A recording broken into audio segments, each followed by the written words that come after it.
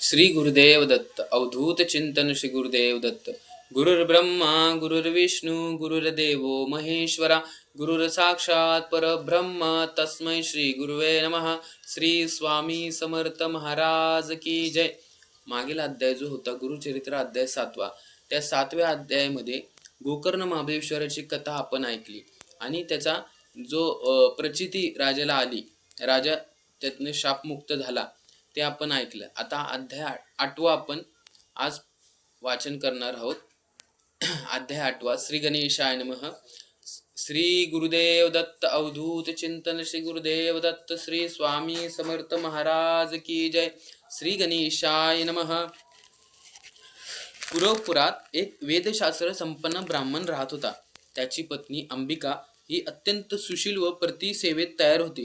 परंतु तिचे पूर्वकर्म असे होते की तिचे पुत्र जन्मताच मरण पावत असत. तिने अनेक व्रतवैकल्ये केले, त्यामुळे पुढे देवयोगाने एक पुत्र झाला, परंतु मंद बुद्धीचा होता. सर्व उपाय करून झाले, पण काही सुधारणा झाली नाही. पुढे पित्याने त्याची मुंज केली व त्याला विद्या अभ्यास शिकवण्याचा प्रयत्न केला, परंतु त्याला काहीच आकलन होत नव्हते. ब्राह्मणाला त्यांची खूप चिंता वाटू लागली आणि हळूहळू त्यांच्या मनामध्ये मुलांबद्दल द्वेष निर्माण होऊ लागला. त्यामुळे अंबिकेला खूप वाईट वाटे. तिने आपल्या पतीला समजावले व मनाला आवर घालण्यास सांगितले. परमेश्वरी इच्छेपुढे कोणाचे काही चालत नाही, पण आपण आपल्या परीने प्रयत्न करायचा. पुढे त्या ब्राह्मणांचे देहावसन झाले, त्यामुळे अंबिका आणखीनच दुःखी झाली. दारिद्र्य दुःखीपोटी भीक मागून पोट भरण्याची वेळ आली. आजूबाजूचे लोक उघडपणे मुलाची निंदा करू लागले.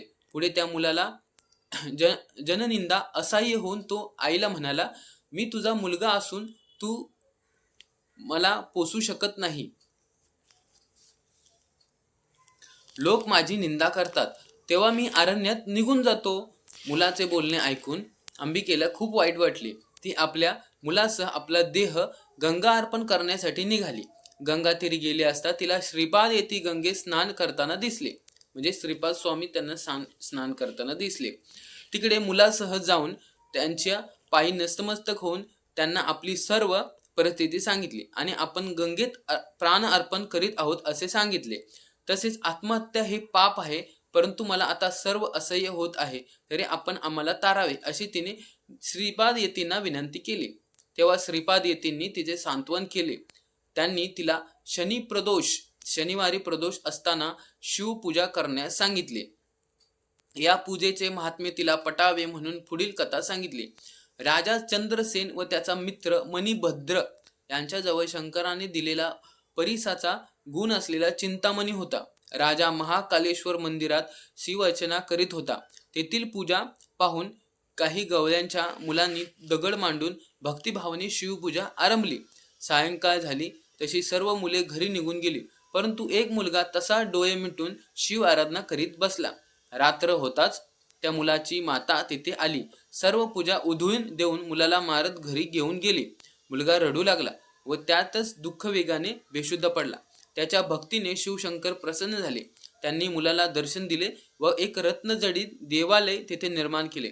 त्याला वरदान दिले व त्यांच्या सांगण्यावरून त्यांच्या आईला क्षमा केली व तिच्या वंशात नारायणाचा अवतार होईल असा वर दिला, कारण तिला प्रदोष समयीची पूजा दृष्टीत पडली होती. श्रीपाद येतींनी ब्राह्मण स्त्रीला शनी प्रदोष समयी शंकराची पूजा केल्यास तुझ्या कुळात माझ्यासारखा पुत्र होईल असा आशीर्वाद दिला. त्यांनी तिच्या मुलाच्या मस्तकावर हात ठेवून तिला महाज्ञानी केले. अंबिका श्रीपाद येतींना म्हणाली, माझ्या पूर्वजन्मीच्या पुण्यामुळे मला आपले दर्शन झाले. आपण सांगितल्याप्रमाणे मी आपलीच प्रदोष समयी पूजा करीन असा निश्चय केला आहे. त्याचप्रमाणे तिने केले व तिची पूजा सफळ झाली आणि तिचा पुत्र महाज्ञानी व वेदशास्त्र संपन्न झाला. सर्वांना तो श्रेष्ठ व पूजनीय वाटू लागला. अशा प्रकारे त्या पती पत्नीवर गुरु कृपा झाली. अवधूत चिंतन श्री गुरुदेव दत्त. श्री स्वामी समर्थ महाराज की जय.